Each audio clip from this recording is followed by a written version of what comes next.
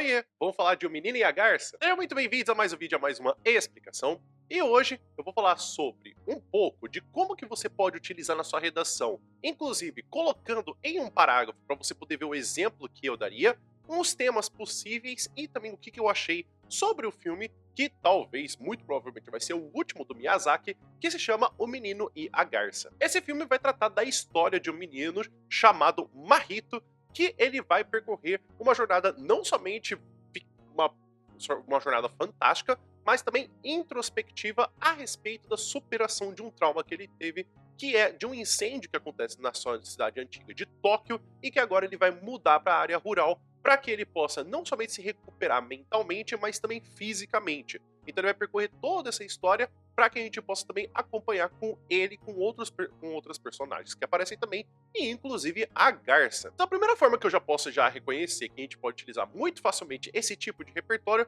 é quando a gente fala de laços familiares. Aqui a gente fala de duas formas. A primeira, da presença que a gente tem da mãe como um suporte emocional que ele tinha antigamente, que ele não tem mais, mas também do pai que aparece como uma figura que está preocupada com ele, só que não sabe muito bem o que fazer para poder ajudar da melhor forma possível. Então a gente tem esses dois paralelos de uma pessoa que sabia como ajudar e não está mais presente, e uma pessoa que está presente e não sabe muito bem como ajudar. E inclusive da sua nova madrasta, que quer ajudar, que inclusive pede para que ela seja chamada de mãe, mas que também ele fica meio incomodado com isso.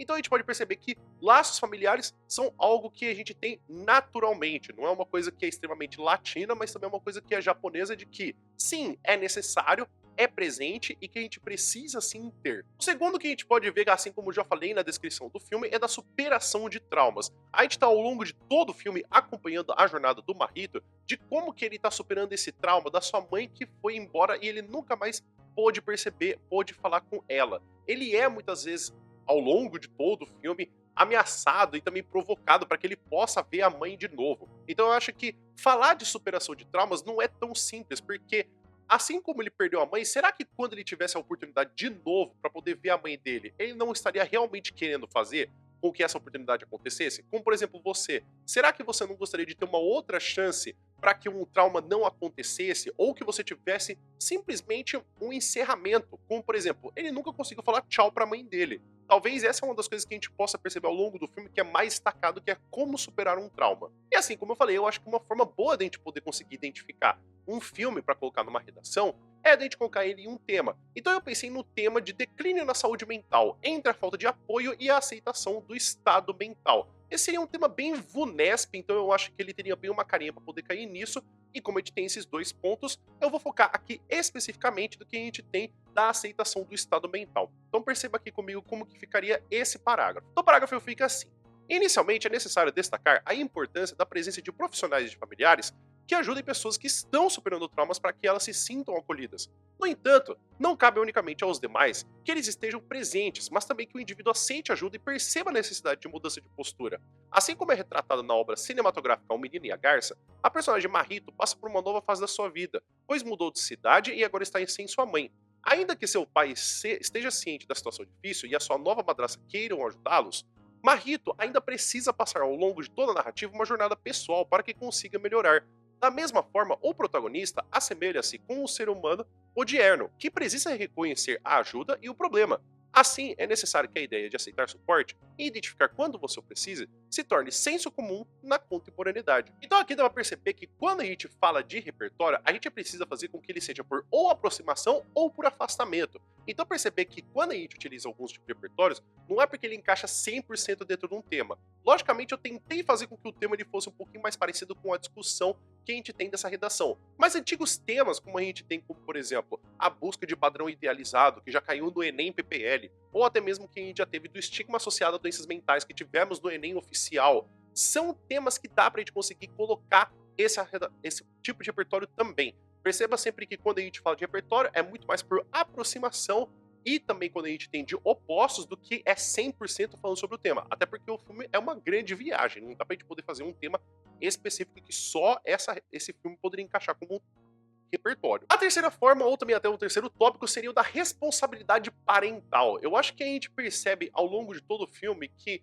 não é porque o pai não tá tentando ajudar, mas eu acho que é notório a gente perceber que a gente tem sim a ajuda do pai, como ele mudando de cidade para poder conseguir fazer com que ele se afaste um pouco do local que está com um trauma. Tem também da parte da madrasta, que apesar dela não ser a parte sanguínea, tem também esse acolhimento da criança. Então, falar não somente de como a responsabilidade dos pais e de adultos, eu acho que é inclusive até mesmo colocar como não só responsabilidade parental, mas colocar como responsabilidade de adultos, de ajudar as crianças com esses períodos. Então, a gente pensar não só de profissionais, mas pensar de forma de social, de que não é porque não aconteceu com um filho seu ou não aconteceu com alguém próximo de você que você não tenha que oferecer ajuda. Então, eu acho que esse filme mostra muito bem que ele tá tentando fazer da melhor forma possível. Só que esse é o problema.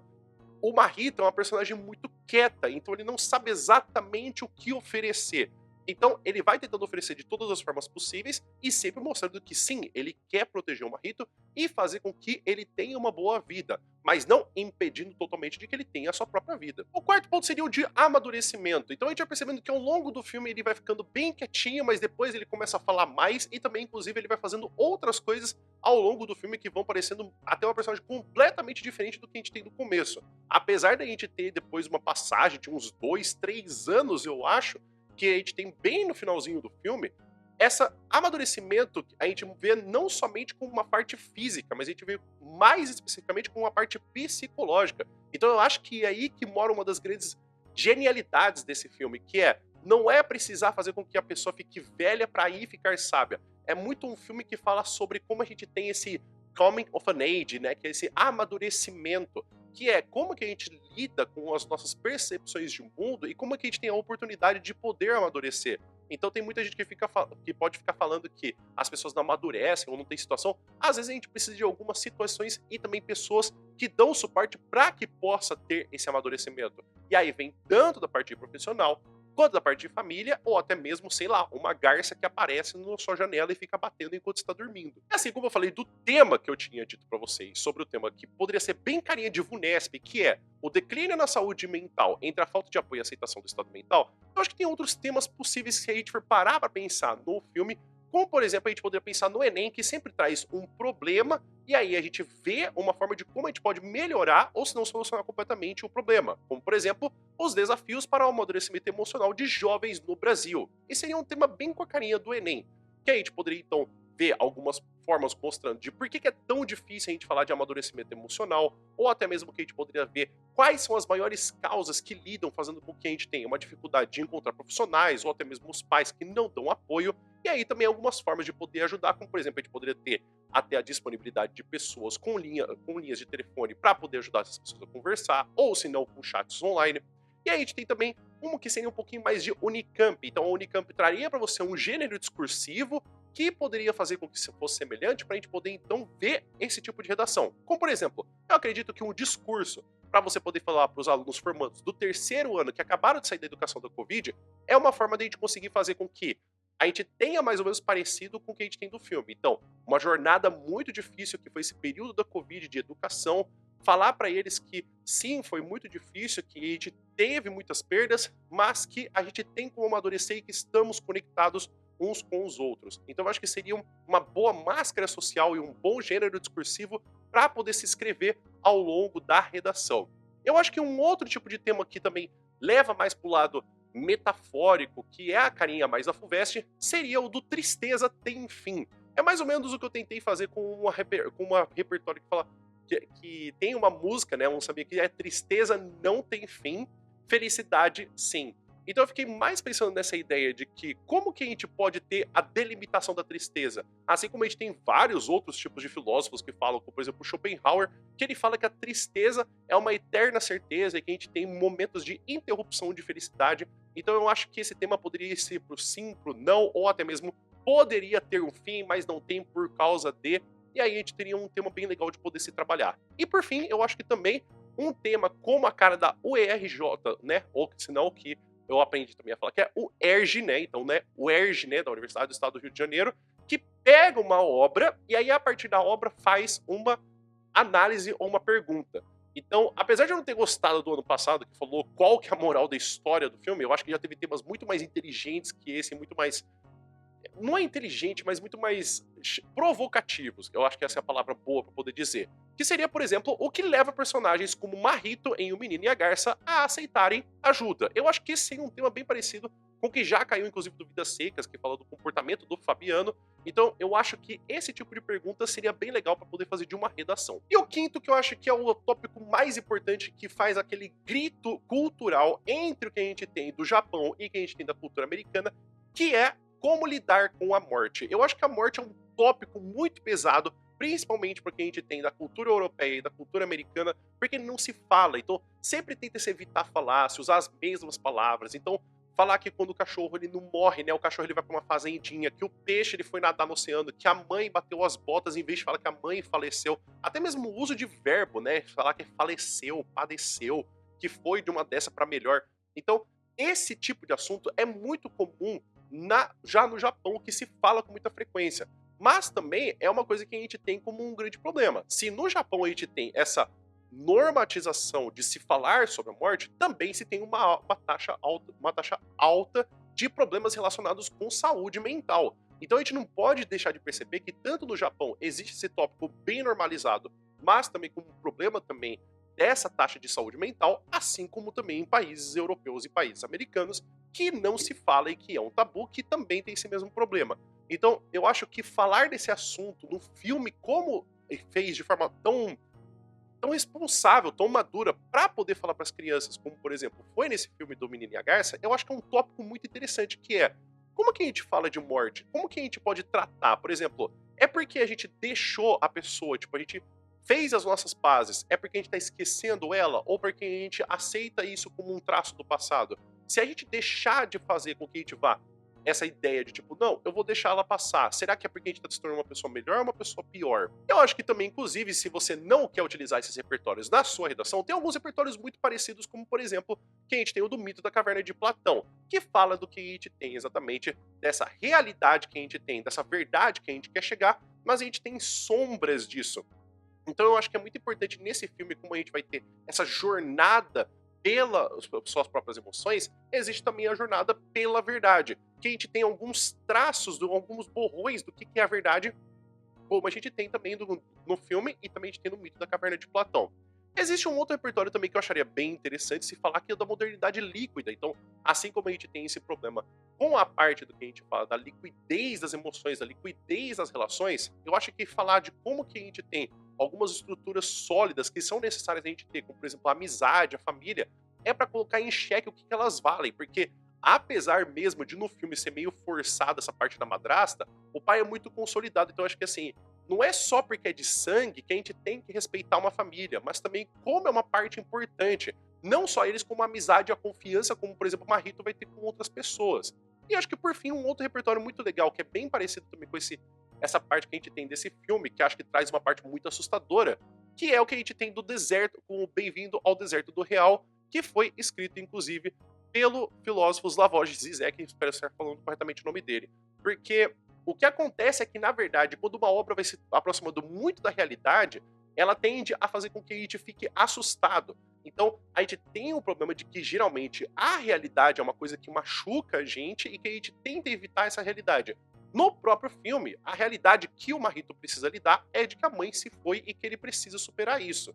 Só que, como que se faz isso? Como que é o projeto de se fazer isso? Então eu acho que se você não gostou do filme para poder usar numa redação, eu acho que você tem esses outros três repertórios que são parecidos, não extremamente parecidos, mas que podem te ajudar muito bem. Agora, o que eu achei do filme?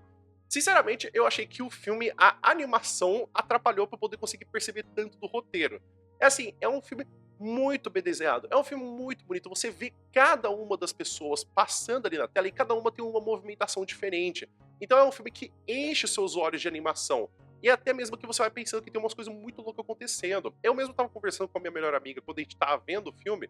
Antes de ver, né, eu tava falando assim, mano, eu tô tão cansado de filmes como, por exemplo, Duna, que tá me explicando um monte de conceito, um monte de palavra, em vez de me só colocar no universo e explicar quando bem for necessário. Então, nesse filme acontece isso. Então, tipo assim, a gente vai parar pro universo e não tá se explicando por que aquilo acontece. Você só vai. E aí é que isso que tem um problema, porque a realidade não precisa fazer sentido, a ficção precisa fazer. Só que em nenhum momento você fica, tipo, se perguntando o que tá acontecendo, tipo, por que tá acontecendo, eu preciso de explicação porque eu não consigo mais prestar atenção no filme. Mas eu preciso confessar que não é o melhor filme do Estúdio Ghibli. Tem muita gente falando que esse é a obra-prima do Miyazaki. Eu acho que tem outros filmes muito mais legais do Estúdio Ghibli, como por exemplo, Poio, pra mim é um filme sensacional, eu acho que é um dos melhores filmes que tem, inclusive, do Estúdio Ghibli, que inclusive eu quero até saber se você gostaria que eu fizesse um vídeo como esse pra colocar também em redação, então escreve nos comentários, ou até mesmo um outro filme do Estúdio Ghibli, como por exemplo, Totoro ou O Cemitério de Vagalumes, vocês podem colocar pra poder vocês me falar. Então, eu achei um filme bom, eu achei que pagou o meu ingresso, fica muito na cara que o Miyazaki tá muito triste que o filho dele não gosta de desenhar ou que não quer seguir a carreira dele. Então, eu acho que é um filme muito bom, eu acho que é um filme que você deveria prestar atenção sim, porque talvez esse filme ganhe como Oscar, porque o pessoal puxa muito o saco dele, mas eu acho que, pra mim, sinceramente, quem deveria ganhar o Oscar é o filme da Nimona. Então é isso, pessoal. Espero que vocês tenham entendido, espero que vocês tenham gostado. Então fica aqui, então, o que eu achei do filme, inclusive formas de utilizar na redação, com exemplo num parágrafo de desenvolvimento e até alguns temas e repertórios parecidos para colocar esse tipo de filme. O que você achou do filme? O que você tem alguma dúvida? Você quer também, inclusive, perguntar algum outro filme que vai passar também para eu poder fazer um vídeo como esse? Escreve aqui nos comentários por gentileza. E caso você queira ver mais filmes que eu fico falando sobre, por exemplo, de como colocar na redação, tem outros dois filmes que também estão concorrendo ao Oscar de 2024, que é o Barbie e o Oppenheimer, para você poder dar uma olhada. Eu faço da mesma forma de eu explicar de como que você consegue colocar na redação, de alguns tópicos interessantes. Eu acho que só eu não consegui colocar de como colocar num parágrafo exatamente. Então, fico devendo essa pra você poder conseguir assistir. Mas são dois filmes que eu gostei muito e vale a pena dar uma olhada no vídeo. O vídeo já ficou por aqui. Muito obrigado por todo mundo que ficou até aqui. Espero que você tenha um bom dia e a gente se vê no próximo vídeo. Até mais!